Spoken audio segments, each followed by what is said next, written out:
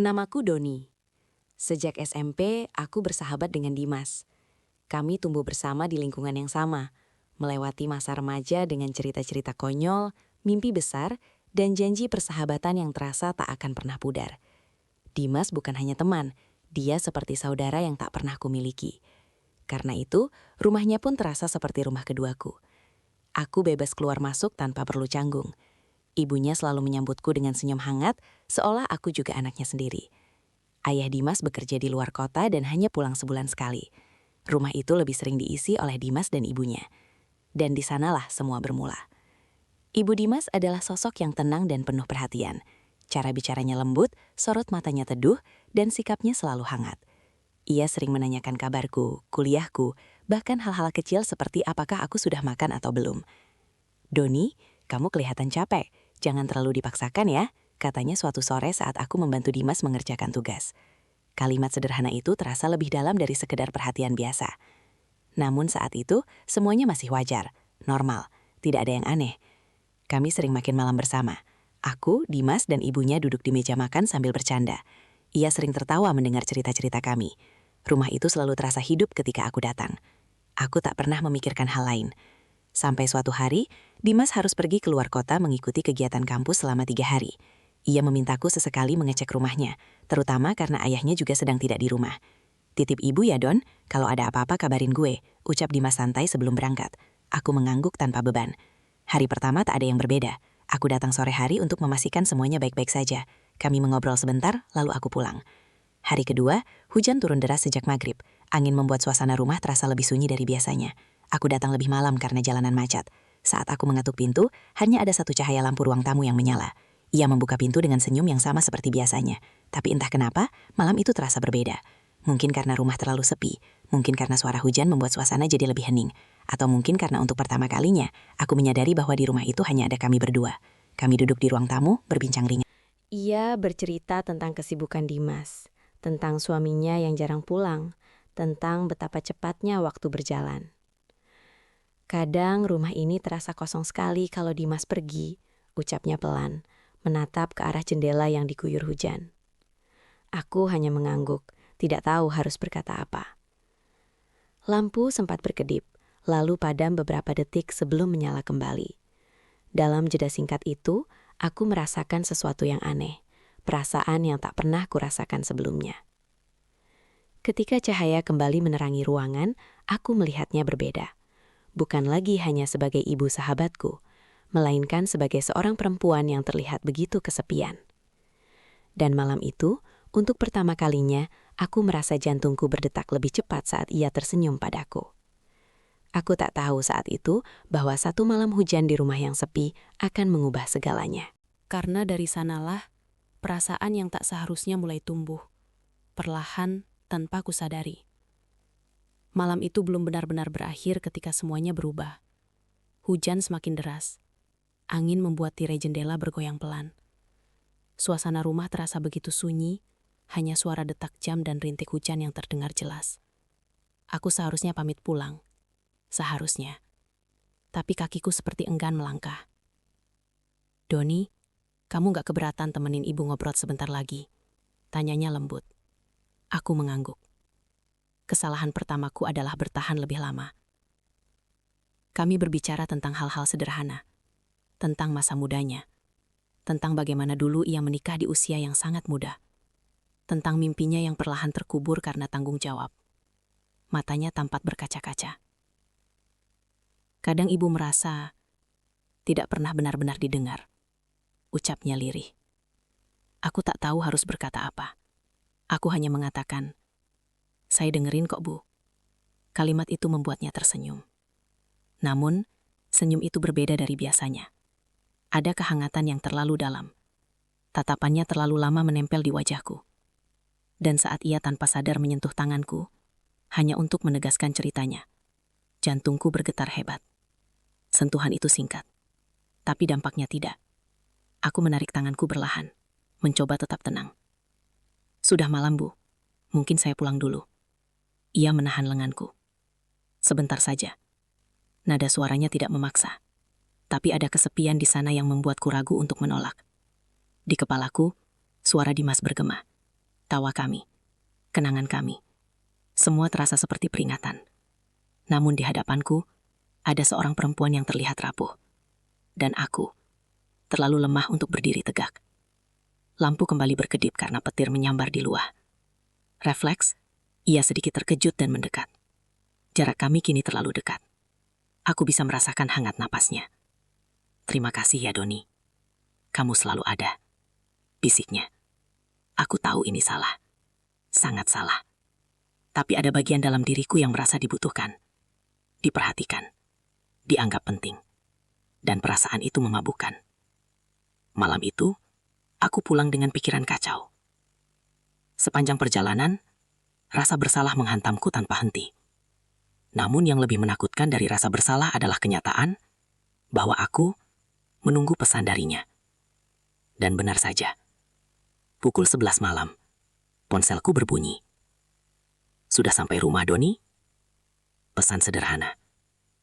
Tapi sejak saat itu, pesan-pesan lain mulai menyusul. Awalnya tentang hal biasa. Lalu perlahan menjadi lebih pribadi.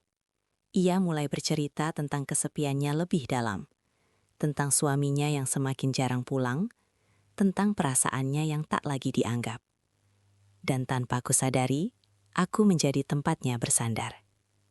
Aku mencoba meyakinkan diri bahwa ini hanya empati, bahwa aku hanya membantu, bahwa aku tidak melakukan apa-apa yang melampaui batas.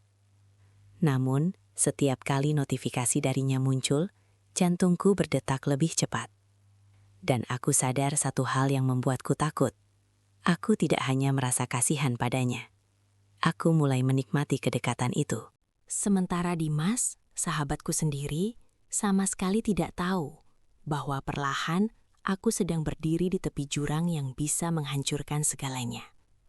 Dan jurang itu semakin dalam setiap hari. Pesan darinya tak lagi sekedar menanyakan kabar. Ia mulai mengirim foto masakan yang baru dibuat, ruang tamu yang sepi, bahkan sesekali swafoto dengan senyum tipis yang terasa terlalu pribadi untuk sekedar ibu sahabatku. "Apa menurut kamu ibu masih terlihat menarik, Doni?" Pertanyaan itu membuatku terdiam lama di depan layar. Aku tahu seharusnya aku tidak menjawab, tapi jemariku tetap bergerak. "Tentu saja, Bu." Balasan itu mungkin terlihat biasa, tapi setelahnya semuanya berubah. Ia mulai lebih sering menghubungiku saat malam, saat Dimas sudah tidur di luar kota, saat rumah itu sunyi, saat kesepian terasa paling keras. Aku menjadi tempatnya bercerita tentang pernikahan yang terasa hambar, tentang komunikasi yang dingin, tentang rasa tidak dianggap. Dan tanpa sadar, aku mulai merasa dibutuhkan. Itulah yang paling berbahaya. Karena ketika seseorang merasa dibutuhkan, ia rela melakukan hal yang sebelumnya tak pernah ia bayangkan. Aku menetapkan satu tujuan dalam hati, mengembalikan semuanya seperti dulu, menjaga jarak, menghentikan pesan-pesan yang semakin intim, menyelamatkan persahabatanku dengan Dimas sebelum semuanya terlambat. Aku mulai membalas seperlunya. Aku berhenti datang ke rumahnya kecuali benar-benar perlu. Namun usaha itu tidak semudah yang kubayangkan. Suatu siang, saat aku sedang duduk di kantin kampus, sebuah pesan masuk. "Aku di depan kampusmu." Dadaku langsung sesak. Aku keluar dan benar saja, ia berdiri di sana, mengenakan pakaian sederhana namun tetap terlihat anggun. Beberapa mahasiswa menoleh penasaran. "Kita perlu bicara," katanya pelan. Kami duduk di mobilnya. Suasananya canggung, tapi penuh emosi yang tak terucap. "Kamu menjauh," ucapnya lirih. "Apa aku membuatmu tidak nyaman?" Pertanyaan itu menusuk. Bukan karena marah, bukan karena tuduhan, tapi karena ia terlihat terluka. Aku ingin berkata ini salah, ingin berkata kita harus berhenti, tapi melihat matanya yang berkaca-kaca, keberanianku runtuh. "Aku cuma takut, Bu," jawabku jujur. "Takut kehilangan kamu?" tanyanya pelan. Pertanyaan itu membuatku tersentak, karena disitulah aku sadar, aku memang takut kehilangan kedekatan ini. Dan itu artinya, Perasaanku sudah terlalu jauh. Beberapa hari kemudian, Dimar kembali ke kota. Ia mengajakku nongkrong seperti biasa. Kami tertawa, bermain game, berbicara tentang masa depan. Namun setiap kali ibunya lewat di belakang kami, ada ketegangan tak kasat mata. Tatapan kami saling bertemu lebih lama dari yang seharusnya. Dan untuk pertama kalinya, aku melihat Dimas memperhatikan. "Lo kenapa sih, Don? Kok aneh banget belakangan ini?" Tanyanya suatu malam saat kami di kamar. Aku terdiam. "Aneh gimana?" Jawabku pura-pura santai. "Gue ngerasa lo beda kalau di rumah. Kayak canggung." Jantungku berdetak kencang. Aku tertawa kecil untuk menutupi kegugupan. "Perasaan lo aja kali." Tapi jauh di dalam hati, aku tahu. Rintangan terbesarku bukan hanya menjaga jarak dari ibunya. Rintangan terbesarku adalah menyembunyikan semuanya dari sahabatku sendiri. Dan semakin aku mencoba mengendalikan keadaan, semakin garis batas itu terasa kabur. Karena aku bukan lagi hanya berusaha menyelamatkan persahabatan. Aku sedang berjuang melawan perasaan yang mulai mengambil alih logikaku. Dan pada akhirnya, aku kalah. Semakin aku mencoba menjauh, semakin keadaan memaksaku kembali dekat. Ibu Dimas tak lagi menunggu pesan dariku. Ia mulai berani menghubungiku lebih dulu, bahkan saat Dimas sedang duduk di sampingku. Getar ponsel di saku celanaku terasa seperti bom waktu. Suatu malam, Dimas mengajakku menginap di rumahnya. "Biar seru kayak dulu," katanya sambil tertawa. Aku ingin menolak, tapi aku tak punya alasan. Rumah itu kembali terasa seperti dulu, hangat, penuh tawa. Kami bermain game sampai larut malam. Namun di sela tawa itu, aku selalu sadar ada sepasang mata yang sesekali memperhatikanku lebih lama. Sekitar pukul 1 dini hari, Dimas tertidur di kamar. Aku keluar untuk mengambil minum. Dan di dapur yang remang-remang, ia sudah berdiri di sana. Seolah menungguku.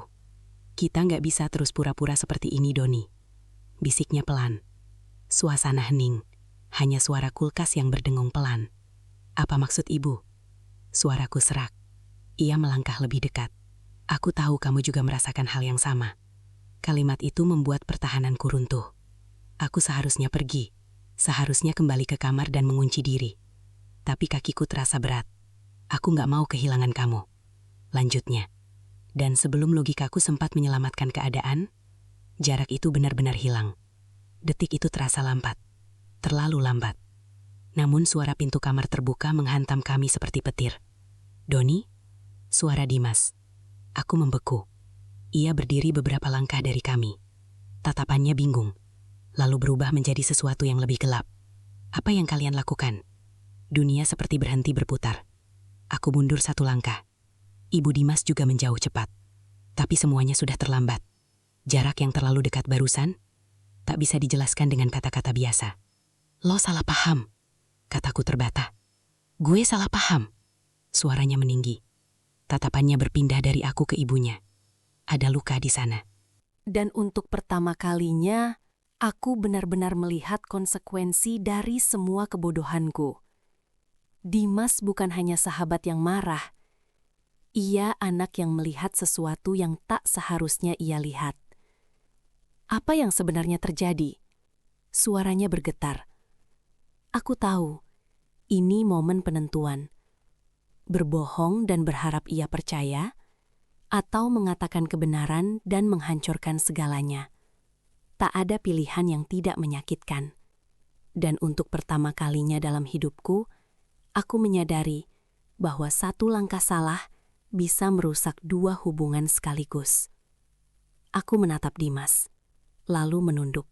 Karena mungkin inilah saatnya aku membayar harga dari perasaan yang seharusnya tak pernah kubiarkan tumbuh. Aku menarik nafas panjang. Tidak ada lagi ruang untuk lari. Tidak ada lagi alasan untuk bersembunyi.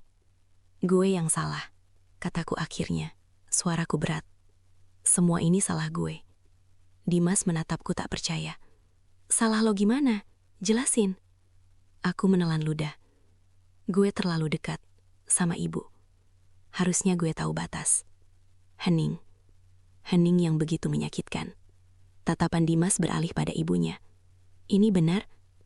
Air mata jatuh dari wajah perempuan yang selama ini selalu terlihat kuat. Ia tak membantah, tak menyangkal. Itu sudah cukup menjadi jawaban. Pukulan Dimas mendarat keras di pipiku. Aku terhuyung, tapi tidak melawan. Aku memang pantas mendapatkannya.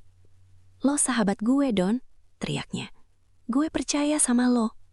Setiap kata seperti pisau yang menancap di dada. Aku juga salah. Suara ibunya bergetar. "Jangan salahkan Doni sepenuhnya." "Tolong, Bu, jangan bela dia," Dimas berteriak. Kali ini dengan suara yang lebih rapuh daripada marah. Aku belum pernah melihatnya seperti itu. Bukan marah, tapi hancur. Aku melangkah mundur. "Gue bakal pergi." "Pergi?" Dimas tertawa pahit. "Lo pikir dengan pergi semuanya selesai?" Aku tidak tahu jawabannya. Yang aku tahu, semakin lama aku berdiri di rumah itu, semakin dalam luka yang kutinggalkan. Malam itu aku pulang dengan wajah lebam dan hati yang lebih hancur dari apapun. Ponselku terus bergetar. Pesan dari Dimas, dari ibunya, dari rasa bersalah yang tak bisa dimatikan. Keesokan harinya, Dimas tak masuk kuliah. Beberapa hari kemudian, aku mendengar kabar bahwa ayahnya pulang lebih cepat dari biasanya. Rumah itu mendadak dipenuhi ketegangan. Aku ingin memperbaiki keadaan. Aku ingin meminta maaf lagi. Tapi kehadiranku justru hanya akan memperkeruh semuanya. Seminggu berlalu tanpa kabar. Lalu suatu sore, Dimas mengirim pesan singkat. "Kita ketemu." Kami bertemu di tempat biasa, lapangan kecil tempat kami dulu sering bermain bola. Ia terlihat lebih kurus, lebih dingin. "Gue kecewa banget sama lo," katanya tanpa basa-basi. "Gue tahu. Tapi gue juga tahu, lo gak pernah punya niat nyakitin gue." Aku terdiam. Gue marah, gue sakit. Tapi kalau gue terus pegang ini, gue bakal kehilangan 2 orang sekaligus. Aku mengangkat wajahku perlahan. "Gue butuh waktu," lanjutnya. "Tapi kalau lo benar-benar nyesel, buktiin." "Gimana caranya?" tanyaku lirih. "Pergi, jauh dari rumah gue. Jangan hubungi ibu lagi." Biar semuanya berhenti. Itu pilihan terakhir. Menghilang dari hidup mereka demi menyelamatkan apa yang tersisa. Dan untuk pertama kalinya, aku tidak membantah. Aku menghapus nomor ibunya, mengganti rutinitasku, menolak setiap dorongan untuk sekadar memastikan kabarnya. Beberapa bulan kemudian, aku mendengar kabar bahwa keluarganya memutuskan pindah keluar kota mengikuti ayahnya. Aku tidak tahu bagaimana kelanjutan rumah tangga mereka. Yang aku tahu, aku tak lagi menjadi bagian dari badai itu. Waktu perlahan menyembuhkan luka. Dan suatu hari, Dimas kembali mengajakku nongkrong. Tidak seperti dulu. Tapi cukup untuk mengatakan bahwa persahabatan kami belum benar-benar mati. Happy ending itu tidak datang dengan tawa lepas. Ia datang dengan bekas luka. Dengan pelajaran. Dengan harga yang mahal. Namun setidaknya, aku tidak kehilangan semuanya. Dan untuk itu, aku bersyukur. Meski rasa syukur itu selalu datang bersama bayangan tentang malam yang hampir menghancurkan segalanya. Waktu memang berjalan. Dimas dan keluarganya pindah keluar kota mengikuti ayahnya. Rumah yang dulu terasa seperti rumah keduaku, kini hanya tinggal kenangan. Tidak ada lagi tawa di ruang tamu itu. Tidak ada lagi makan malam hangat yang penuh canda. Dan tidak ada lagi pesan tengah malam yang membuat jantungku berdebar karena alasan yang salah. Aku dan Dimas perlahan membangun ulang persahabatan kami.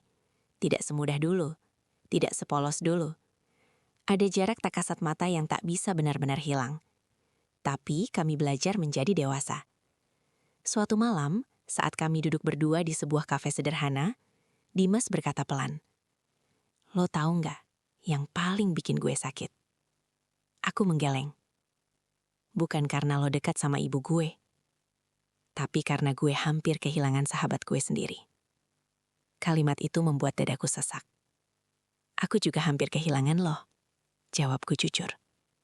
Ia mengangguk. Kadang orang gak sadar lagi berdiri di batas mana. Batas. Kata itu sederhana. Tapi maknanya dalam. Aku belajar bahwa hubungan terlarang tidak selalu dimulai dari niat jahat. Kadang ia tumbuh dari kesepian, dari perhatian kecil, dari empati yang tak dijaga. Aku tidak pernah berniat mengkhianati Dimas. Tapi niat baik tanpa batas tetap bisa berubah menjadi kesalahan. Beberapa bulan kemudian aku menerima satu pesan terakhir dari ibunya. Bukan pesan panjang, hanya satu kalimat. Terima kasih sudah memilih pergi. Aku menatap layar lama sebelum akhirnya menghapus percakapan itu untuk selamanya. Karena pergi adalah satu-satunya cara agar semua bisa pulih. Hari ini, jika aku mengingat semuanya, yang kurasakan bukan lagi debaran atau penyesalan yang membakar. Yang ada hanya pelajaran. Kesetiaan bukan diuji saat tidak ada godaan. Kesetiaan diuji saat kesempatan terbuka lebar. Dan kita tetap memilih mundur. Aku pernah berdiri di ambang jurang. Aku pernah hampir menghancurkan persahabatan paling berharga dalam hidupku. Semua berawal dari satu malam. Saat rumah itu sepi.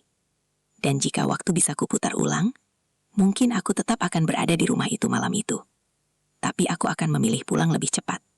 Karena kini aku tahu, tidak semua perasaan harus diperjuangkan. Beberapa harus dihentikan sebelum menghancurkan segalanya.